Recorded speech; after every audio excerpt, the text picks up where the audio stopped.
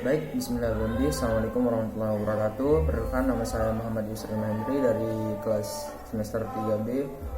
Di sini materi politik hukum. Di sini saya mengangkat teori politik hukum. Baik, langsung saja saya akan jabarkan terkait politik hukum, teori politik hukum. Jadi teori politik hukum itu adalah salah satu cabang ilmu hukum yang mempelajari bagaimana hukum dan politik saling terkait dan mempengaruhi satu sama lain. Nah, teori politik hukum juga mempelajari bagaimana hukum dibuat, diidentifikasikan, dan diterapkan dalam konstitusi politik. Jadi bisa disimpulkan bahwasanya teori politik hukum tersebut adalah bagaimana kita mempelajari terkait hukum-hukum tersebut dibuat. Nah, selanjutnya beberapa teori politik hukum yang populer meliputi teori pluralisme hukum, teori elitisme hukum, dan teori marxisme hukum. Nah, teori pluralisme hukum menyatakan bahwa hukum dibuat oleh berbagai kelompok masyarakat yang memiliki kepentingan yang berbeda-beda. Itu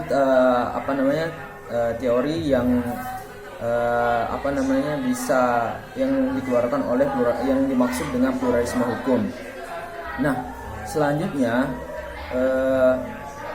bahwa hukum tersebut diidentifikasikan dan diterapkan oleh pengadilan yang independen. Nah, itu yang dimaksud, itu pengertian dari teori pluralisme.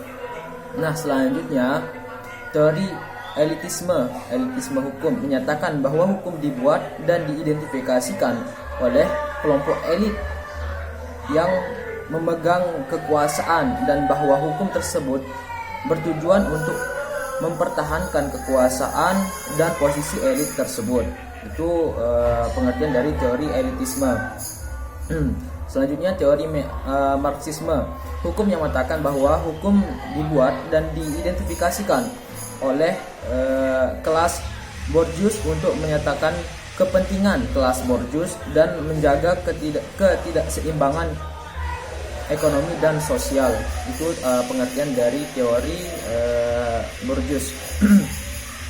Nah, teori Marxis selanjutnya dalam teori hukum politik, peran hukum dalam masyarakat juga dianggap penting. Hukum dapat berfungsi sebagai alat untuk menjaga hak-hak individu.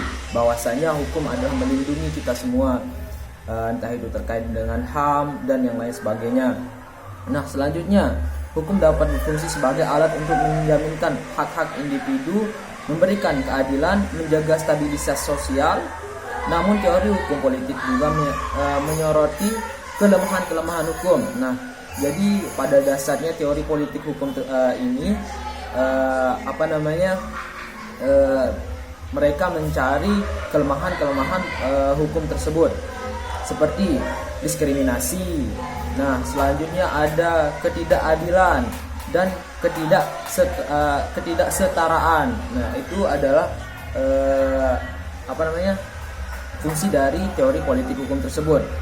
Nah, selanjutnya teori politik hukum sangat penting untuk dipelajari karena membuat kita memahami bagaimana hukum dan politik bekerja bersama-sama dan bagaimana hukum dapat digunakan untuk mempromosikan keadilan dan kesejahteraan masyarakat.